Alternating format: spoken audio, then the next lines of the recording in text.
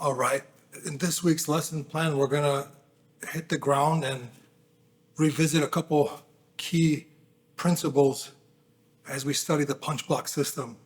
So some of the principles we've already discussed in this course that we're gonna apply right now in an effort to safeguard ourselves from being punched on the ground when fighting off our back is gonna be the distance and management principle, where if I bring Ebro back in here, this is the golden rule. In an effort to not get hit, we need to either be out of range or we need to be in a form of a clinch. Anytime we're in the middle, this is where the risk is going to be at its highest point. So something we have to consider in our punch block system. And another thing to keep in mind is the idea of inside control. You know, this is something that we've talked about in previous lesson plans. The idea that when we are filling the inside space, we're going to safeguard ourselves from strikes. We're just going to feel a lot more stable. You're going to feel stronger. You know, so right now, if Ebro were to pummel his hands underneath mine, this means he has the inside control. So we're going to be applying inside control today, not only with our hands, but with our legs. So let's take a look at the punch block series in action here. Again, we need to be very close in an effort to safeguard ourselves from any power shots, or we need to be far in an effort to be out of reach. So if Ebro tries to extend the arm, you can see that he has some issues in connecting, you know, and this is the biggest difference when playing guard in a grappling context versus a real fight, a self-defense situation. If we're just grappling, we're at a tournament, we're grappling, there's no punches involved. In this circumstance, I can afford to just not make any adjustment. I can allow Ebro to be here, and I can try to see if I can find a way to maybe execute some attacks. But if this is a real fight, this is a rule. We cannot afford to keep the guard closed like this. If you've given up the clinch, you have to make an effort to start filling that space. So let's go through the motions here. We're going to start in stage 1 of the punch block series, where we have head control and we have an overhook control. And ideally, we have a high guard climbing the heel, one on top of the other, until you feel you got your legs as high as you can go. And this is all in an effort to keep them chest to chest. If they're chest to chest with you, they don't have that knockout power anymore. So if Ebro tries to start making posture here, I'm coming with him. I'm going to try and exhaust him by just clinging on. But you have to be prepared. There is something available to him. If he starts punching with that free arm of his, he starts peppering you in the ribs here. This is something that's capable, you know, so the wider he tries to punch and generate more power, the easier it makes for us to fill the gap. And now we're into stage 1.5. When you release his head in an effort to grab his arm, you also release that power over his posture. So you have to anticipate he's going to start posturing up. And when he does, this starts to compromise the control over the trailing arm. So let's rewind that. We're in stage 1, dealing with some shots to the ribs, which is going to force us to adjust to 1.5.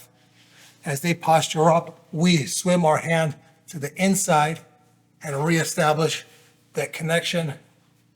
And now we're in stage 2. So if you can see here in stage 2, we have control over the triceps. We want to have our elbows tight, all in an effort to avoid them getting the inside control on your arms. If they get the inside control, they're in better position to just completely disconnect from you here. So we want to keep the connection. Again, we're going to start with head control and a heavy overhook here. As your training partner starts showing you what's possible here, we're going to put that foot on the hip and transition to the tricep. As he starts to posture up, you swim, keeping that connection. Let's look at that one more time. As this arm starts pulling out, we swim, just pummeling, putting that palm on the bicep, and now we're in stage 2. Elbows tight. At this point, you're going to ask your training partner to start applying some pressure here, driving forward, maybe trying to punch you in the face. So you get used to these handles now. You get used to that value of dominating the inside space. If he's untrained, he's probably trying to punch you in the face. If he's, trying to grapple with you, he's probably trying to get to your head, trying to get maybe chest to chest. Whatever the case is, if you feel that energy, he's leaning, we can take advantage of this. We can pull them back into stage 1. And this is the cycle that we start to put them in. If they want to make space, we make that difficult by clinching. If they are able to make space, we fill the space with all forms of inside control. So we can start off by going through stages 1, 1.5 to stage 2, back to 1. And let's take a look at stages 3 and 4. So stage 1, we're dealing with those punches. That's going to trigger a transition. We're now going into stage 1.5. And now as Ibro starts to posture, we transition to stage 2. Now, stage 3 is going to looks very similar. The only difference now is I don't have connection over his arms, So if you made the mistake of allowing them to get their hands on the inside here, that's probably the reason why they disconnected. So if Ibro starts pushing himself away, we have to accept that reality. We lost some sense of connection here. So stage 3, no connection, but they're still on the ground. They're still trying to apply pressure, and we're going to just fill the gaps here. Knees are pinched. My shoelaces are on the side. So if Ibro were to try and just push my knees to the side, I still have my shoelaces connected. If he pushed my knees to the other side, I can still keep them in front of me, all the while having this strong wedge between the two of us. Long arms might be able to reach, but when we engage our hips off the ground here, that's going to be necessary to get them out of range. So this is going to be stage 3. Again, it's pretty much stage 2, but you lost connection.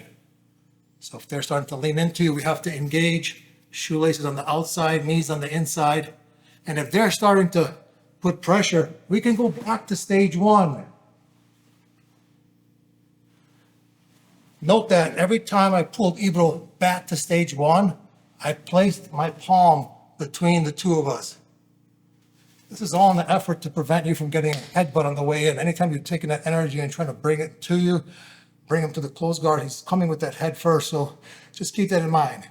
That's the cycle. Bring them back to stage 1 anytime you feel that energy. Let's take a look at stage 4.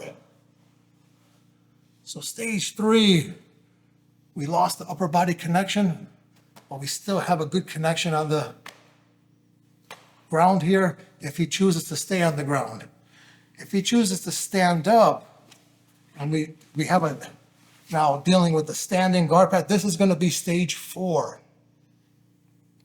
where we have our feet on our training partner's hips. So if he's trying to get aggressive here, there's the strongest wedges we have right now. It's our legs, our feet, keeping us safe, keeping us out of range. From stage 4, we could be very aggressive here. Notice how you can use your opponent as like a stepping stone here. This can be very helpful in fighting back off our back. Axe kicks, up kicks. Anytime he's standing, we're going to consider this stage 4. And as you're getting used to stage 4, you're going to have your training partner take a step back and start engaging, maybe simulating like he wants to dive in on a punch or something. Just get used to connecting the feet to the hips. So anytime we're fighting off our back, we have those legs close to us. Because if we extend the legs, it's kind of like a gun with no bullets now. The legs at that point, they're useless. You have to bring them back to regain your power and that defensive value. So you can have your training partner start coming close to you and you just block. Again, just a few times, have them disengage, start running towards you and just block. And you can start to just feel, if you can get to the point where you can balance each other on 2 feet, that's a good way to just develop this. So as he starts to get forward, you can start to see the value in, having the feet on the hips. You can deal with their weight very well. But if they got some distance and they're starting to circle you, we have to keep them in sight between us and that leg. So if Ebro's circling to my right, I use my right foot to track him. If he starts circling to my left, I use my left foot to track him. If he decides to go crazy and start to dive in, we use those feet to block him. And again, anytime there's pressure, we can control the descent. And that's the idea. Keep them in a continuous cycle of controlling the distance, filling the gap. Let's take a look at another option when dealing with a standing opponent and we're fighting off of our back here. So from a stage 5 scenario, we have the feet on the hip for its defensive value. Anytime we can access one of our opponent's ankles, we're going to have a good option to attack. Let's look at that one more time.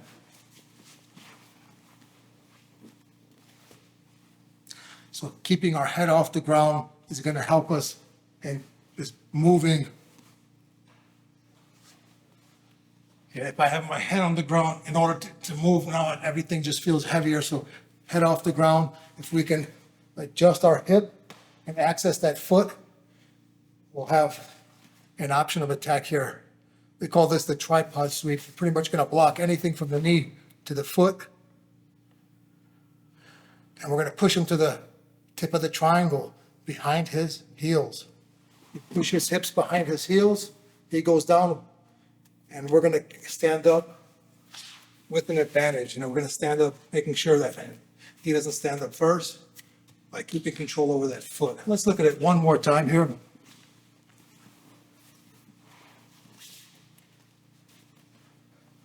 We're able to get to the heel, and we've established 2 blocks.